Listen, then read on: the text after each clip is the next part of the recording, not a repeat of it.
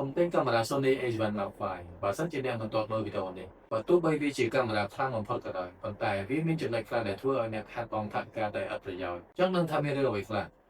ហើយអ្វីបានជាអ្នកថតរូបដំបូងឬក៏អ្នកផលិតមាតិកាដំបូងមិនគួរប្រើប្រាស់វាកុំភ្លេចតាមដានវីដេអូនេះពីដើមរហូតដល់ចប់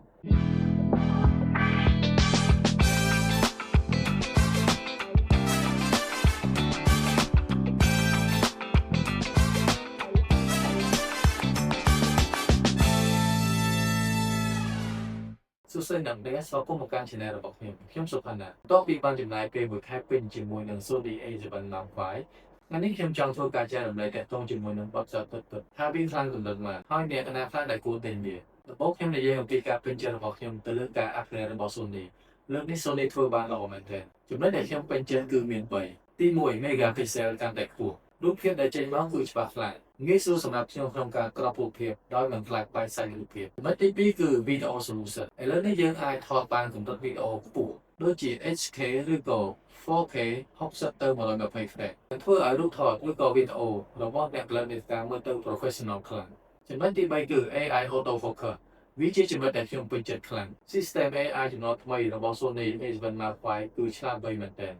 វាអាចចាំបានទាំងរូបភាពមិនថាមនុស្សសត្វយន្តទេគឺវា auto focus ជាប់មិនបាច់បារម្ភរឿង out focus ទៀតឡើយឥឡូវនេះខ្ញុំនិយាយអំពីចំណុចដែលខ្ញុំមិនចូលចិត្តគឺតម្លៃមុននឹងយើងសម្រេចចិត្តទិញ Sony A7 Mark IV ត្រូវយល់ដឹងអំពីចំណុចទាំងអស់នេះសិនបើអ្នកជាអ្នកថតរូបដំបូងឬក៏អ្នកផលិតមាតិកាដំបូងហើយថវិកាមានកម្រិតខ្ញុំមិនសូវណែនាំឲ្យអ្នកយកឬក៏ទិញ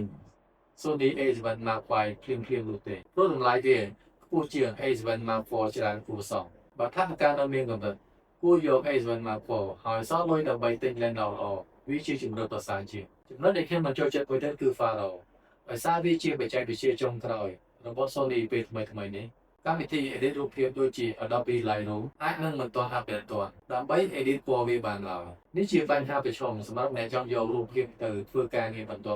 សរុបមកវិញកាមេរ៉ា Sony A7 Mark V គឺជាកាមេរ៉ាដែលអស្ចារ្យបំផុតនៅក្នុងវិស័យកាមេរ៉ាប៉ុន្តែវាមិនសម្រាប់អ្នកគ្រប់គ្នានោះទេបើបងប្អូនមានថវិកាគ្រប់គ្រាន់ហើយចង់ប្រើប្រាស់បច្ចេកវិទ្យាចុងក្រោយវាមិនខុសទេតែបើទើបតែចាប់ផ្ដើមថតរូបឬក៏ផលិតវីដេអូ A7 Mark IV គឺជាជំរឿនដ៏ឆ្លាតវៃបំផុតចុះអ្នកនរគ្នាវិញយល់ថា Sony A7 Mark V ស័ក្តិសមតម្លៃខ្លួនវាដែរឬទេកុំភ្លេចខមមិនប្រាប់ខ្ញុំខាងក្រោមបើចូលចិត្តវីដេអូនេះកុំភ្លេចចុច like share និង follow ដើម្បីទទួលបានចំណេះដឹងថ្មីៗអំពីកាមេរ៉ាបន្ថែមទៀតជួបគ្នានៅវីដេអូក្រោយ